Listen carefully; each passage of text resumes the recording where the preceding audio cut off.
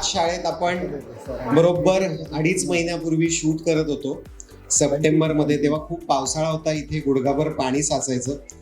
आज त्याच शूट केलेल्या चित्रपटाचा इथेच ट्रेलर लॉन्च आहे. कसं वाटतंय? खूपच छान वाटतंय. ॲक्च्युली मी जे काही कामं केली आहेत आजपर्यंत त्या सगळ्यात पहिल्यांदा असं होतंय की ज्या लोकेशनला शूटिंग केलं त्याच ठिकाणी त्या सिनेमाचा किंवा त्या कलाकृतीचा ट्रेलर लॉन्च होतोय. एका अर्थी मला असं वाटतं की आपल्याकडनं सुद्धा ही जी शाळा आहे या शाळेला आपण मनापासून थँक्यू म्हणतोय, कारण की ही जी वास्तू आहे या वास्तूने आपल्याला आशीर्वाद दिले. मराठी शाळा फक्त त्या शाळेत शिकणाऱ्या विद्यार्थ्यांना घडवते, त्यांना आशीर्वाद देते असं नाही आहे. तर मला असं वाटतं की अशा ज्या कलाकृती असतात, आमच्यासारखे कलाकार असतात, त्यांना सुद्धा या वास्तूचा आशीर्वाद मिळाला आहे आणि या वास्तूने बऱ्याच प्रमाणात आम्हाला सुद्धा घडवलं आहे. तर नागावचे आणि नागावच्या या मराठी शाळेचे सुद्धा मनापासून आभार. धन्यवाद.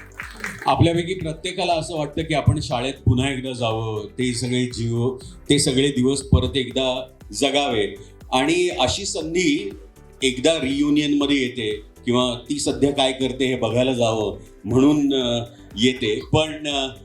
पण आमच्या दृष्टीने मला आता कलाकार म्हणून इतकं छान वाटतंय की पुन्हा एकदा आम्हाला हेमंत ढोमे आणि क्षितीमुळे पुन्हा शाळेत यायला मिळालं आणि ही सगळी मजा करता आली. अभिनय का होईना, अहो त्याच्यामध्ये काहीतरी खरेपणा असतोच ना, म्हणजे तो जगल्यासारखं वाटतं. आणि ती संधी आम्हाला क्षिती आणि हेमंतनी दिली आणि क्रांतिज्योती विद्यालय साकार झाला. नागावच्या शाळेचे खरं आपण जितके आभार मानावे तितके थोडे आहेत, कारण ह्या शाळेमध्ये काहीतरी असं आहे की जिथं पुन्हा पुन्हा यावंसं वाटतं, आणि तीच खरं तर शाळेची महती आहे. मराठी मनोरंजन सृष्टीमधील मालिका, चित्रपट, नाटक तसेच कलाकारांबद्दलच्या नवीन अपडेट्स जाणून घेण्यासाठी नक्की सबस्क्राईब करा इट्स मज्जा मराठी या आपल्या नवीन यूट्यूब चॅनलला.